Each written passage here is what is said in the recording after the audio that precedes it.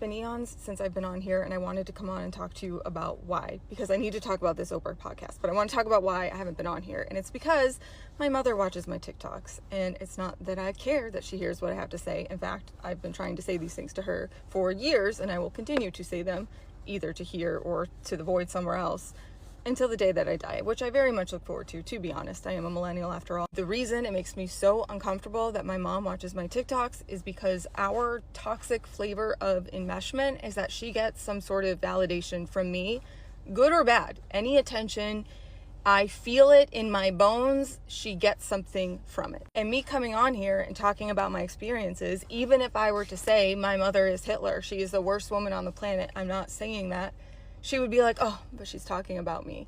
And that makes me feel like I am feeding the beast. And it's really unfortunate because this is a nice little side thing to have going. You know, TikTok has seemed to want me to be a darling in this niche.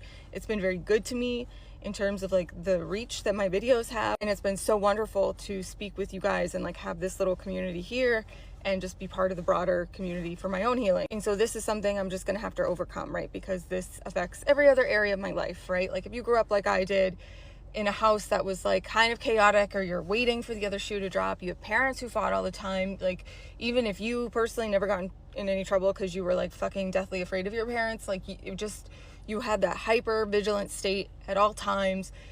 You don't like exposure now in your adulthood. You like to be alone. You don't like to be around people because people are unsafe. People can trick you. People can use you. People squeeze the life out of you with their neediness and need for validation without any concern of your brain and your heart and your actual person. If you've been here, you know that I stopped talking to my parents the night before the inauguration because they could not admit that Elon Musk did a sick hail at the pre-inauguration event. I'm still waiting for that, but they do still reach out to me. People have asked, do they reach out to you? Yes, they do. My mom mostly every month, every 6 weeks or so will send me a text, because here's the thing with this fucking affliction is that there is this vacuum of validation that the parent, my mother, she is a black hole of validation where it goes in and it just turns to dust and it sucks in everything around it for validation, whether that's to be a good mother or that her kids reflect good on her. So she's a good mother, she does well by her children, whatever happens to them after that is on them. But if her children are beautiful, if they're thin, if they're successful, if they make money, if they have beautiful partners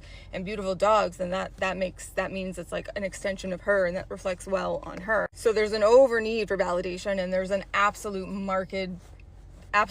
0 Kelvin of shame. No shame whatsoever. So it'll be oh, I saw your TikTok, I'm so sorry I ever did that.